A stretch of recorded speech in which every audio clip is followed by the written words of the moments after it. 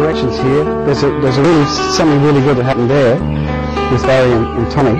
Simply come over to Barry and showed him where his centre was, and he immediately adjusted his body to compensate for what was happening. And the way he adjusted it was to get into the absolute correct stance. Now this is excellent, because automatically, I mean, thinking about it, he's in the absolutely incorrect stance.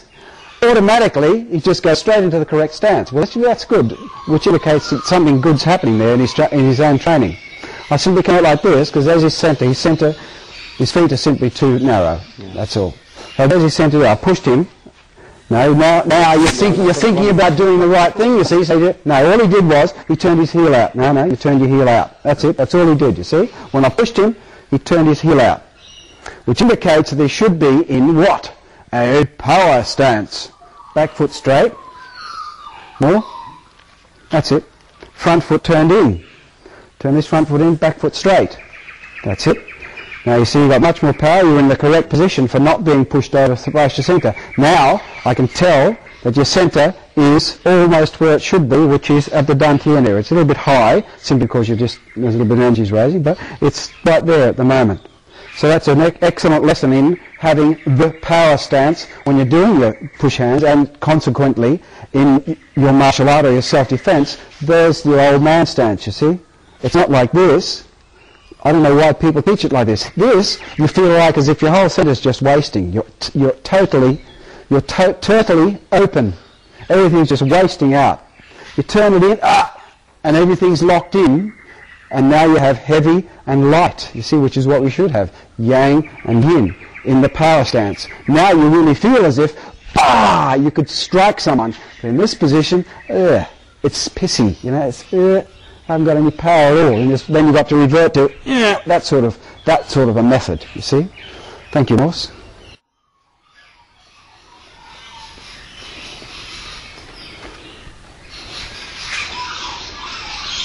Okay. Now, a good ruler to your single push hands, which eventually leads to your double push hands. Oh, by the way, see my scapula? That should just pop out naturally. That's part of, remember, the power comes from the backbone and not just your arm. See, when Nurse pushes, it's her push. See that? Now slack off. Push again.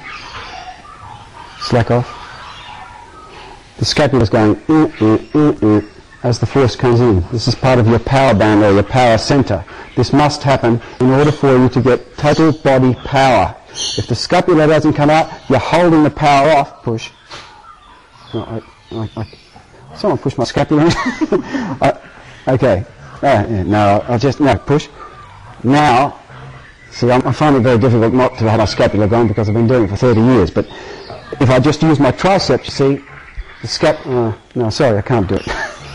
The scapula shouldn't come out. If the scapula doesn't come out, you're just using strength. Just using body strength, triceps strength. That's all you're using, and that's incorrect, because the power will go straight through you when you're attacked. It won't be grounded, it won't be a total body power. Now, one of the rulers gets back to this total body power when you're doing push hands. If you, meaning me, can feel your partner's whole body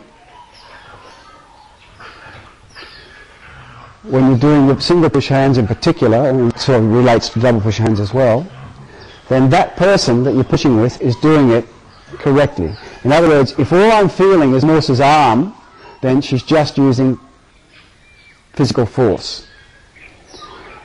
But if when you're doing your push hands from here, now I can feel her foot at the moment. Push, keep pushing.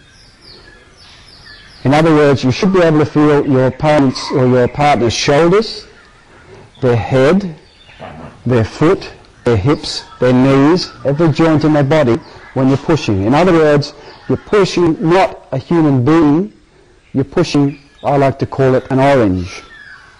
You're doing push hands with an orange. Has your husband ever called you an orange? Not quite like that. Oh. So, if you feel like it's something rounded, like a hole, no, that's incorrect, that's not very good, is it? Like a total circle, a ball, yes, a ball, like a ball that you're pushing, or an orange, then, see when you, look, here's an orange, you touch an orange, don't you? Because of the spherical shape of the orange, it's very difficult just to feel the outside.